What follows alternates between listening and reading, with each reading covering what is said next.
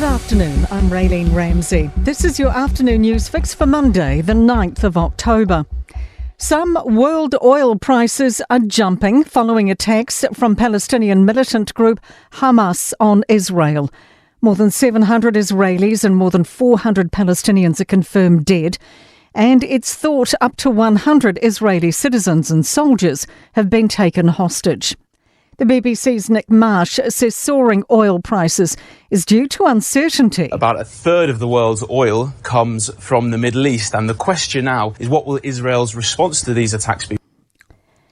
And Israel's ambassador to the UN, Gilad Erdan, is calling for action. I have seen shocking footage, graphic images that will forever be seared in my brain. What we are witnessing are war crimes, blatant, barbaric war crimes. ACT candidate for Port Waikato, Neil Christensen, has died. Party leader David Seymour says he was an infectious, charismatic and fascinating man, and the country's only registered specialist poultry veterinarian. He was 35th on the party's list for the election.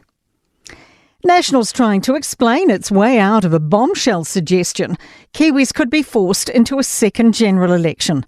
The party's promoted if New Zealand First holds the balance of power, a deal may not be able to be struck, sending Kiwis back to the polls. But leader Chris Luxon maintains they're not panicking. All we're acknowledging is in an MMP environment, there is a huge amount of uncertainty. Every MMP election is incredibly close. Meanwhile, Chris Hipkins reckons Saturday's election night result will be much tighter than polls suggest. The Labour leader's confident there'll be a bump in the numbers and believes there's still a sizable block of Kiwis who haven't made up their mind.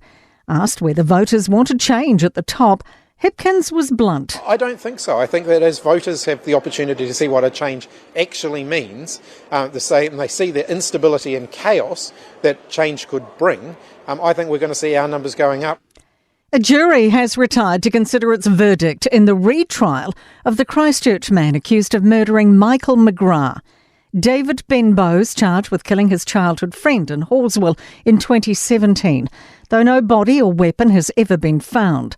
Georgia O'Connor-Harding has more. Crown Prosecutor Barnaby Hawes acknowledges the case is circumstantial, with no body to examine, no murder weapon, no DNA and no confessions. But he told the jury the case against Benbow was compelling and decisive. Defence lawyer Kirsten Gray maintains Benbow is in no better position than anyone else to know where McGrath is. To sport, and disappointment from Liam Lawson in what's likely to be his final Formula One cameo for the season. The 21-year-old AlphaTauri driver crashed out of the Qatar sprint race before finishing 17th in the main event. Bathurst 1000 winner Shane van Gisbergen has stopped short of ruling out a return to Mount Panorama in the future. All Blacks lock Brodie Retallick has no qualms about being drawn against Ireland in the Rugby World Cup quarter-finals. I'm Raylene Ramsey, and that is your latest news fix. We'll be back with the next update tomorrow morning from the Newstalk ZB newsroom.